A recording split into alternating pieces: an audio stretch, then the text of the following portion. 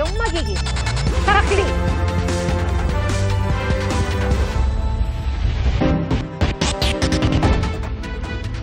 Nag-deploy na ng team ang National Bureau of Investigation at Philippine National Police kasunod ng pagpapalabas ng arrest warrant laban kay dating Congressman Zaldico at iba pang akusado kaugnay ng maanumalyang flood control projects. Inirekomenda na rin ng Independent Commission for Infrastructure at Department of Public Works and Highways sa Ombudsman na kasuhan ng plunder, graft at direct bribery sina Ko at dating House Speaker Martin Romualdez. Saksi si Salima Refran. Aarestuhin na sila, ihaharap sa korte at pananagutin sa batas. May inilabas ng arrest warrant laban kay dating Congressman Zaldico at iba pang taga Sunwest Incorporated na pagmamayari ng pamilya ni Ko at taga Department of Public Works and Highways o DPWH.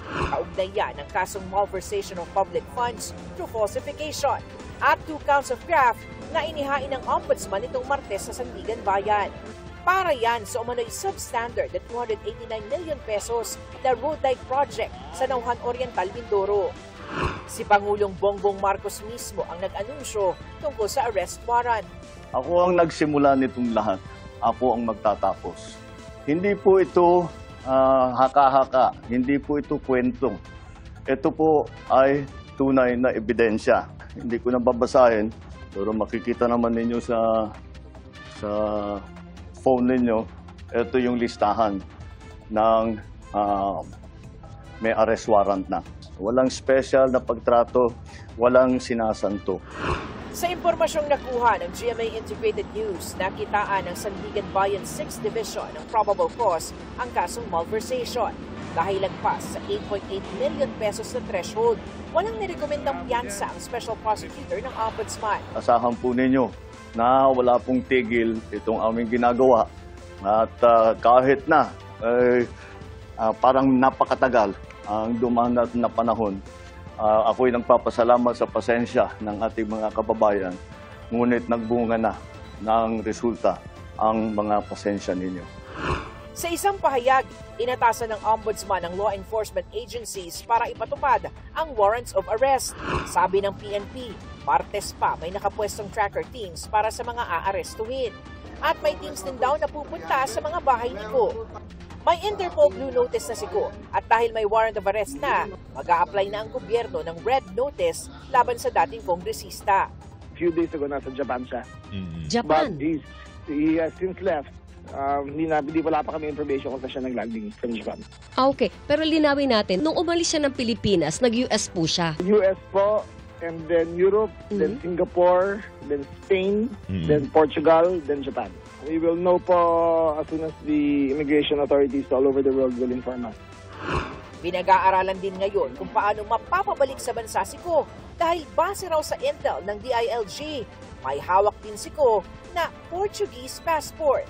Alam niyo yung golden visa? I think, we don't know when he applied, but ang alam namin, meron siyang Portuguese passport. If he acquired the passport before the commission of the crime, Portugal will protect him. But if it was after the commission of the crime, ibibigay siya ng Portugal. May diplomatic arrangement na gano'n ng Pilipinas at Portugal? Ang Portugal mismo ay na-rules nila para wala silang fugitives na magtatago sa kanila. Kabilang din sa magiging hakbang ng gobyerno ang pagpapakansela ng Philippine passport ni Ko. Sa ngayon, ayon sa Department of Foreign Affairs, ay wala pa silang natatanggap na kautusan para rito. Bukod sa arrest warrants, naglabas na rin ang whole departure order para sa lahat ng akusado. Nirekomenda na rin ng Independent Commission for Infrastructure o ICI at DPWH na kasuhan ng plunder, graft at direct bribery sina Zaldico at dating House Speaker Martin Romualdez. Ang ICI at saka ang DPWH ay lahat ng nakuha nila na impormasyon ay ire-refer, ibibigay na sa Ombudsman para imbestigahan ng Ombudsman. Ito ay tungkol sa mga impormasyon ng dating Speaker Martin Romualdez at saka ni Zaldico. Kahong-kahong dokumento ang dinala kanina sa Ombudsman ng ICI at DPWH kaugnay ng anomalya sa flood control projects. Kasama rito ang hindi bababa sa 100 bilyong pisong halaga ng mga kontrata na napunta sa Sunwest Incorporated at Hightone Construction mga kumpanyang konektado sa dating kongresistang si Ko at sa pamilya nito mula 2016 hanggang 2025. Speaker Martin Romualdez, siya ang naging speaker from 2022 to 2025. Si former Congressman Zaldico ang napili na Committee on Appropriations Chairman. At ang sinasabi nung referral na to ay dun sa relationship na yon nangyari itong mga iba't ibang kontratang ito. Nagsumite tayo ng facts at mga dokumento, pero sa aming palagay, merong basihan, no? Para dun sa 3 recommended na kaso. Isinumite rin ang mga testimonya sa Senado. Kabilang ang sa nagpakilalang dating security consultant ni Ko na si Orly Gutesa na nagsabing nag-deliver siya ng mga maletang may lamang milyong-milyong piso na kickback umano sa mga bahay ni Romualdez noong speaker pa ito at sa bahay ni Ko. Hindi naman kasama sa rekomendasyon ang mga nilabas na video ni Ko dahil hindi ito pinanumpaan. We cannot include statements that are not sworn. That is the most important difference. At yung pong Facebook video ni former Congressman Zaldico, hindi po yun sinumpaan. Humarap noon sa ICI si Congressman Romualdez, pero ang depensa lamang daw nito, assumption of regularity o pag-iisip na tama ang lahat ng nasa national budget at nasunod ang tamang proseso kahit walang patunay. Ang parati kong naririnig from all of the witnesses, they assume regularity, hugas kamay, sa madalit sabi. No? Hindi pwede yun. May sinumpaan kang oath, tapos hugas kamay. You have a responsibility. Of course. Agad isasalang ng Ombudsman sa fact-finding investigation ang referral na ito ng ICI at DPWH. Bukod sa susuriin ng mga dokumento, magsasagawa rin ng field investigation ng Ombudsman para kumala pa ng ebidensya at palakasin pa ang reklamo. Pag meron silang allegations doon na hindi suportado ng ebidensya, ikakalap muna namin yan para maging basis ng filing. We don't want to file weak cases. The cases have to be properly vetted and prepared. Sa pamamagitan ng kanyang abogado, pinarating ni Romualdez ang kahandaan daw niyang harapin ang investigasyon ng Ombudsman nang malinis ang konsensya. I willingly submitted myself to the ICI's fact-finding process, appeared voluntarily, and remained in the country. Throughout all these proceedings, no sworn or credible evidence has ever linked me to any irregularity. And again, my conscience remains clear. Ayon pa kay Romualdez, nagtitiwala siyang magsasagawa ang Ombudsman ng patas na investigasyon. It is now with the Ombudsman. I trust in the Ombudsman's impartial and thorough review and evaluation. I do so with confidence that a fair and complete assessment of the record will reflect the truth. Sabi ng kanyang abogado, nasa NCR lang si Romualdez at patuloy raw na ginagampanan ang trabaho bilang kinatawan ng Leyte 1st District. Yes, he's just around. This is just a text message.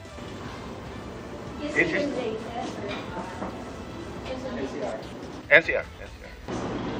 When will he continue to attend the sessions? Yes, I think business as usual. He's the representative of Leyte. Sinisika pa namin kunan ng pahayag si Ko. Para sa GMA Integrated News, ako si Salima Refran, ang inyong saksi.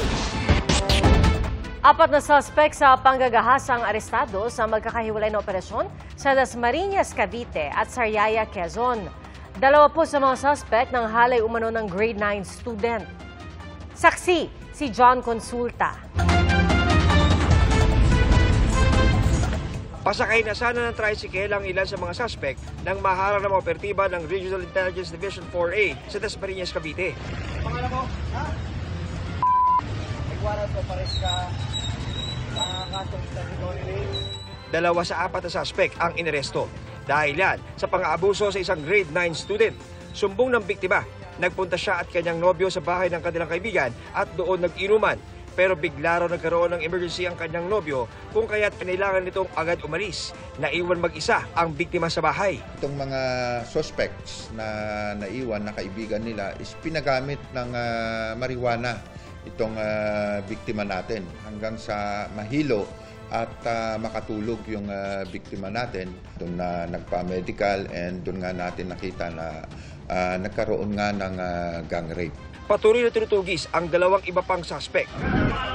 Sa Dasmariñas City pa rin, timbog ang isa pang rape suspect na matagal na pinaghahanap ng Regional Intelligence Division 4A.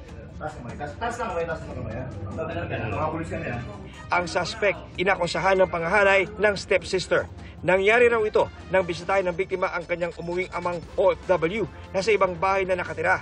Hindi na umuwi itong victim natin doon sa bahay ng tatay, doon na rin natulog. Nung gabing yon, bigla na lang nagising itong biktima natin at tinakpan ng kamay ng suspect yung bibig ng biktima at saka isinagawa nga itong karumal-dumal na krimen na ito.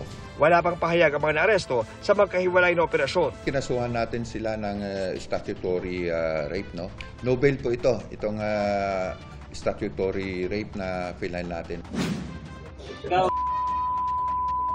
Ay naaresto po sa sarang paglabag sa RA 9995. Kalaboso rin sa operasyon ng PNP Anti-Cybercrime Group ang target na subject sa Sariaya, Quezon. Inireklamo ang suspect ng panggagasa at pamablackmail sa 16 anyos na babae. Nagkakilala raw ang biktima at suspect sa social media kung saan paminsan-minsan silang nagkakausap. At Setyembre, nangyayain ng suspect ang biktima na pumunta sa kanyang tirahan. Pinagakuha lang siya na may ibibigay sa kanyang pera. Kaya pumunta siya doon sa bahay. Parang kukunin niya lang. Magkano sir yung pinangako? Actually, ayon sa report, 200 pesos lamang. Ang hindi niya alam, may masama palang mangyayari sa kanya. Unknowingly, pagpasok niya sa bahay, siya ay tinakot, pinagsamantalahan. So, hindi pa alam ng bata, ito ay kinunan ng video. Ilang linggo lumipas, makaraan ng panggagahasa, ipinadala ng suspect ang video sa biktima at nagbantang ipapakalat kung hindi muling magkikipagkita sa kanya. Nagsumbong ang biktima sa kanyang ina, kaya nalaman ng mga pulis. Dito na nagsagawa ng operasyon na ikinadakip ng suspect. Maharap sa reklamong rape ang suspect at iba pang naunang criminal complaint na naisampa na laban sa kanya gaya ng grave coercion. Sinusubukan pa siyang makuhanan ng pahayag. Para sa GMA Integrated News, John Consulta, ang inyong saksi. 3 hinihinalang miyembro ng termite gang ang kalaboso matapos mabisto ang hinukay daw nilang tunnel sa Imus, Cavite. Saksi si Marisol Abduraman. Sila ang 3 lalaki na target sana umunong loob ng 2 bangko sa Imus, Cavite mula sa kanilang hinukay na tunnel. Naaresto sila kaya hindi na natuloy ang masamang plano. Dito raw sa manhole na ito pumasok ang mga suspect. Naghukay sila sa ilalim at target na pasukin ang 2 bangko. Sa tingin ng mga pulis, nasa 14 na metro na ang layo ng kanilang nabutas. Pinasok ng pulisya ang nabuo nilang tunnel na nasa ilalim mismo ng kalsada at may habang 14 na metro. Base po doon sa haba nga po ng hukay na 14 meters is more or less mga 2 to 3 days po na lang tinarbaho po ito, ma'am. May posibilidad po, ma'am, na may nauna ng team nila na naghukay doon. Then ito pong ating nahuli, ito na lang po yung sigurong team na mismong papasok na po doon sa bangko, ma'am. Sa pagsusuri ng River Ranger, 15 metro lang ang layo ng butas mula sa isang bangko. Nasa 40 metro naman ang layo nito sa isa pang bangko. Dito na rin na-recover ng mga pulis ang mga gamit ng grupo, gaya ng hydraulic jack. Kwento ng isa sa mga suspect. Inutusan lang silang pumasok sa ginawang tunnel. Pumasok kami doon, ma'am, tapos malaking tubig, hindi kaya po, ma'am. Maliligaw po kami, ma'am, kung papasok kami sa maliliit na butas, hindi namin kaya, ma'am. Kaya doon kami sa malaking butas. Pagkaahon ng mga suspect, dito na sila natsyempuhan na nagpapatrolya ang mga taga-barangay. Saan kayo nahuli, sir? Sa kalsada, ma'am. Katulog ko din. Ito yung kaaahon nyo lang, di ba, sir? Mula sa ilalim. Harapin na lang. Kayo ba yung nakulong na dati? Po. Anong kaso po? Ganito din. Pinaghahanap pa ng pulisya ang ibang miyembro ng grupo. Para sa GMA Integrated News, ako si Marisol Abduraman, ang inyong saksi.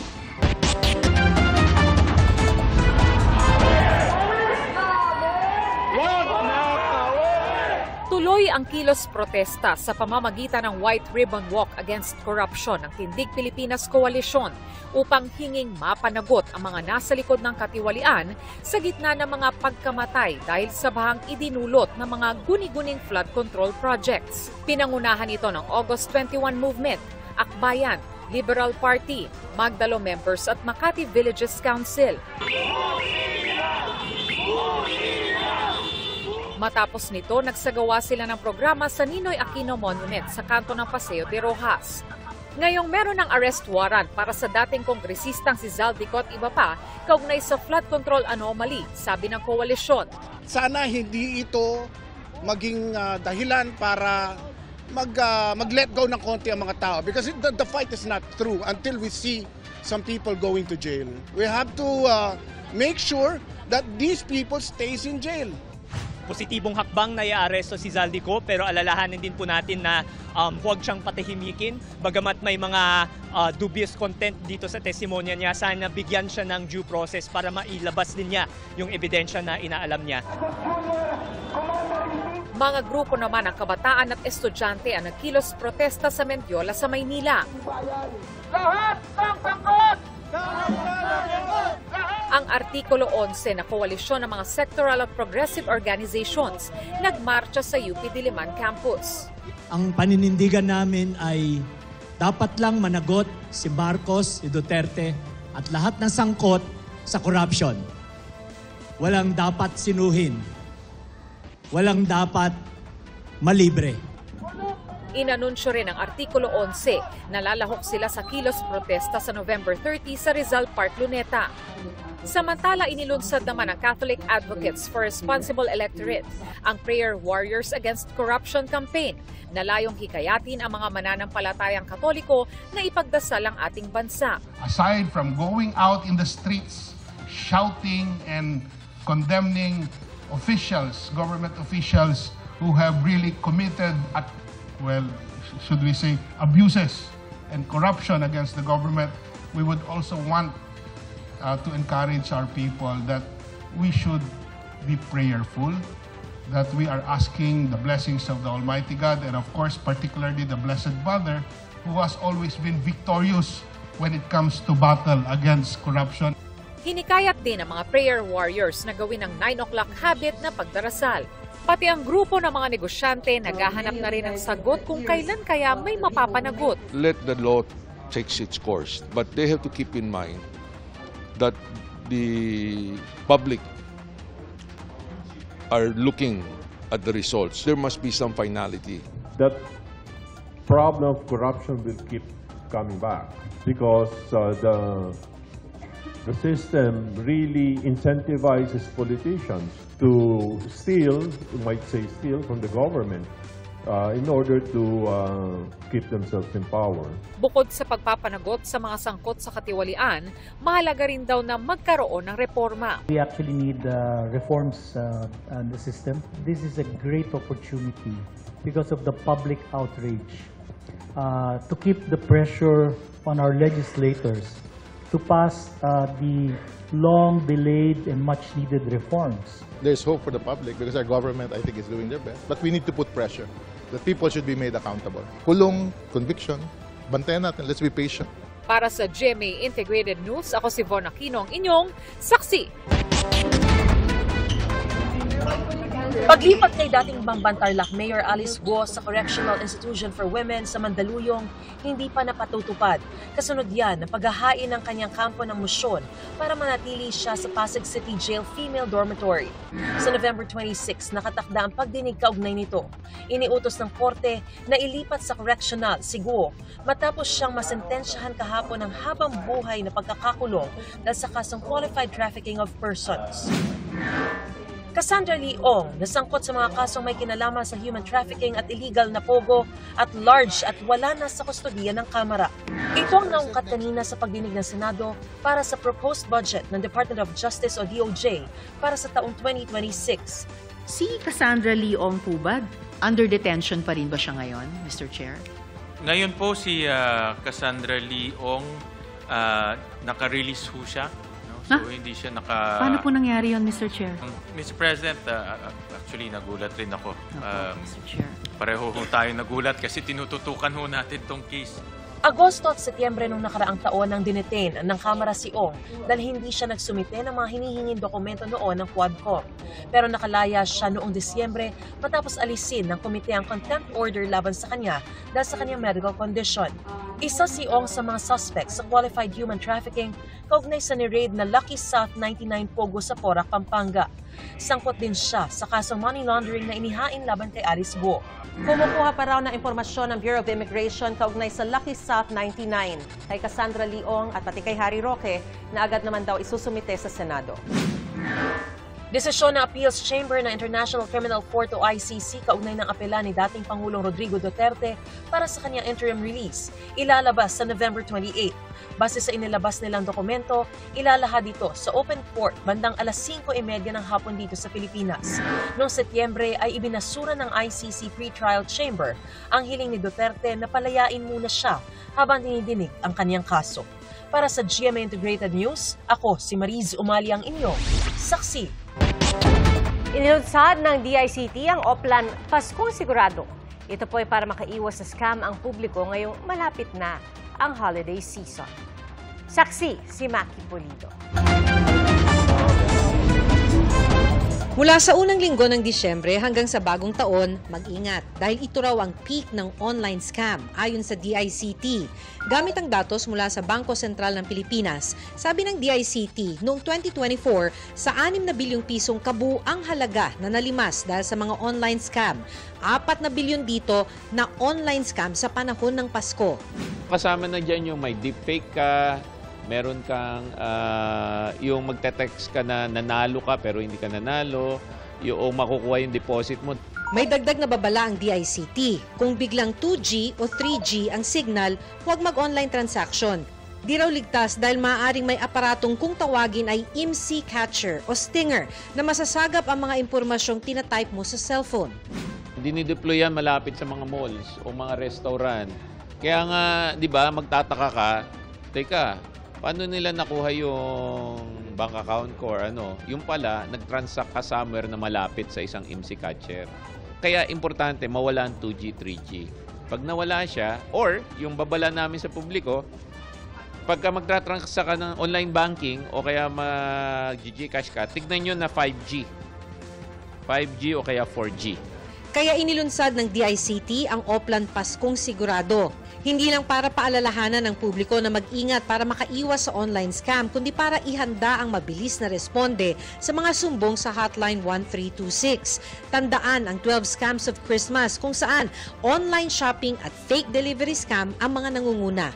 Mula December 12 to 25 daw ang highest risk. Pero mainit pa rin ang online scam hanggang bago magbagong taon. After Christmas, scams shift to returns, exchanges, fake raffle wins, and New Year promo scams. Increase in e-load scams, fake refund notifications, and phishing disguised as year-end sales. Nabiktima na noong nakaraang taon si Jeric nang mag-order ng intercom pero baby wipes ang dineliver. Kaya ngayon daw sa mga legit online seller na lang siya umuorder sa halip na sa mga seller sa social media. Hindi ako umuorder. Kumbaga, pass. Lipat ako. Para sa GMA Integrated News, ako si Maki Pulido, ang inyong saksi. Arestado ang 2 Tsino matapos ireklamo ng pangingikil ng kapwa Tsino. Ang mga suspect, dati umanong nagtatrabaho sa Pogo. Saksi si June Veneracion, exclusive. Walang kamalay-malay ang Chinese national na naka-shorts at green na t-shirt na may papalapit sa kanyang mga pulis. No. Back. Where police? Hey. No. Give me the bag. No. May isa pa siyang kasama na mabilis ding pinusasan. Entrapment operation ito ng Special Operations Unit ng Southern Police District sa Parañaque City Miyerkules ng hapon. We are arresting you for the crime of estafa.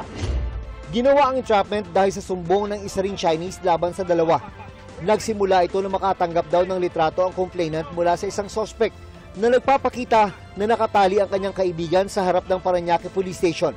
2 beses daw hininga ng pera ang complainant na umabot sa 250,000 pesos para mapalaya ang kaibigan. Yung pangatlong hingi na ng suspect ay nagduda na yung complainant at nag-check siya through his friend na sa Paranaque City Police Station kung meron ba talaga na uli na Chinese national. Kahit di pa unod na wala. Dito na niya nakumpirma na niloloko lang siya ng kanyang kaibigan sa tulong ng kasabwat. Kaya nagsumbong na siya sa mga pulis para ipahuli ang dalawa. Yung ating mga nahuling mga suspects ay kakasuhan ng drug extortion dahil yung kanilang paghingi ng pera ay mayroong threat. Wala pang pahayag sa ngayon ng mga suspect. Sa investigasyon ng PNP, lumabas sa mga dating POGO worker ang mga suspect at ang complainant. Nalaman din na pugante para sa China ang isa sa mga naaresto dahil sa pagkakasangkot sa credit card fraud. Para sa GMA Integrated News, June Veneracion ang inyong saksi.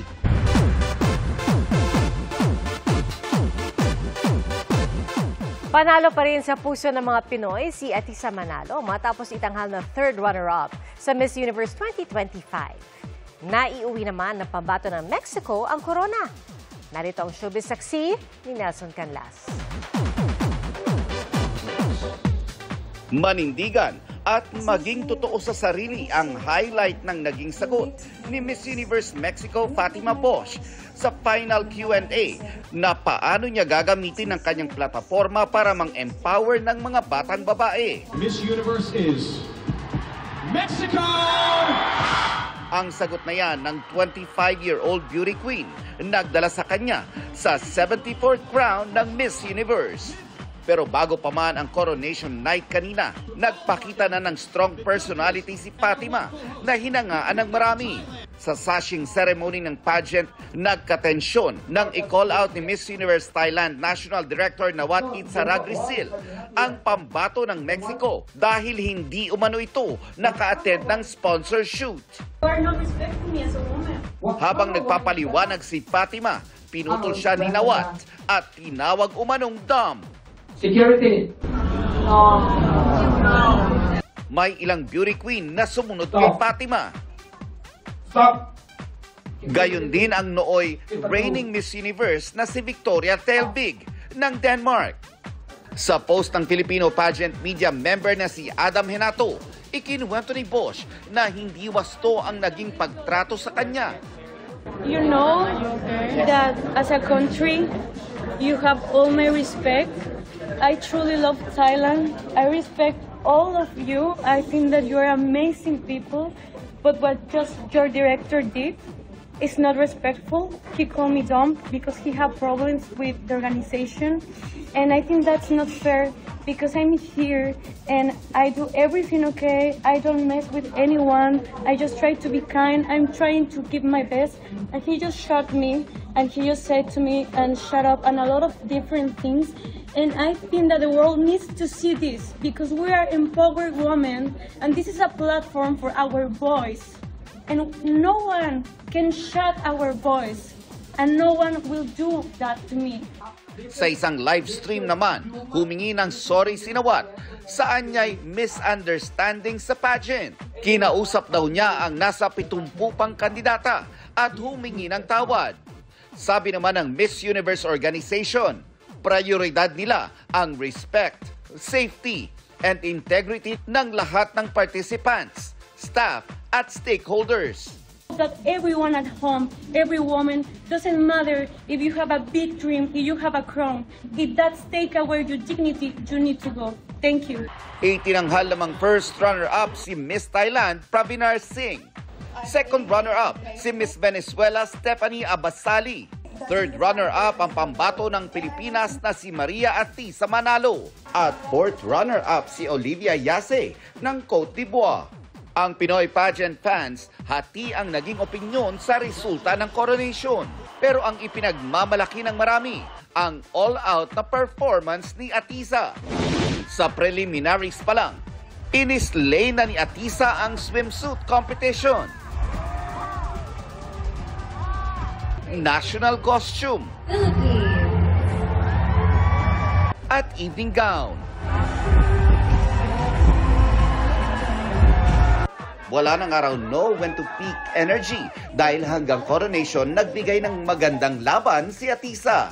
Ito na ang huling pageant na sasalihan ni Atisa na sinimulan ang kanyang pageant journey noong 10 years old pa lang siya. Para sa GMA Integrated News, Nelson Canlas ang inyong saksi.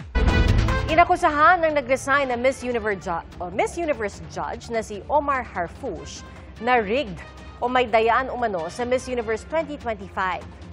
Nais niya rin kasuhan ng organisasyon.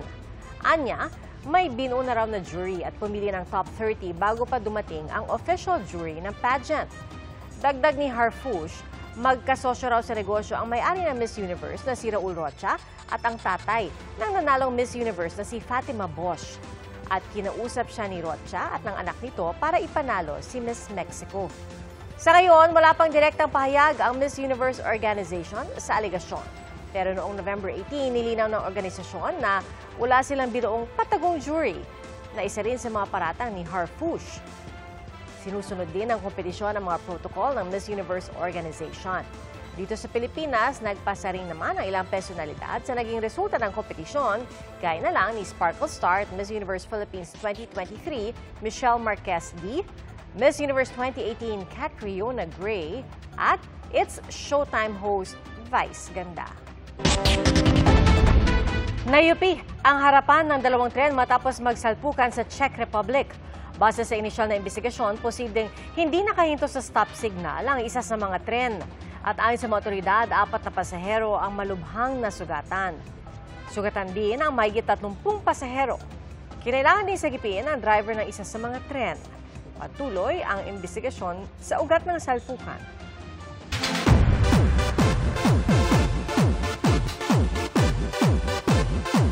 Naramdaman agad ang pagdating ng bagong karakter sa episode ng Encantadia Chronicles Sangre ngayong gabi.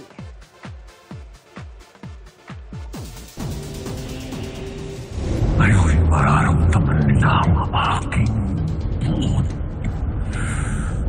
at ang sumpa ng itim na brilyante sa buong Encantadia. Siya si Bathalang Gargan na ginagampanan ng aktor na si Tom Rodriguez. Ang kanyang karakter ikinatuwa ng mga taga-Balac dahil makakalaya na ang kanilang bathala matapos ang 100,000 panahon. Sa mga susunod na episode, dapat abangan ang paghasik ng lagim ni Bathalang Gargan at kung paano siya lalabanan ng mga bagong sangre. Mga kapuso, 34 na tulog na lang. Pasko na at kakaibang Christmas village ang binuksan sa Cabacan, Cotabato. Ang Pascueña Village Under the Sea ang tema. Makukulay ang dekorasyon at naglalakihan ang mga palamuti. Bukas ito sa mga bata at maging sa mga kids at heart. Mayroon ding engranding fireworks display. Salamat po sa inyong pagsaksi. Ako po si Pia Arcangel para sa mas malaki misyon at mas malawak na paglilingkod sa bayan. Mula po sa GMA Integrated News, ang News Authority ng Filipino. Hanggang sa Lunes, sama-sama po tayong magiging saksi.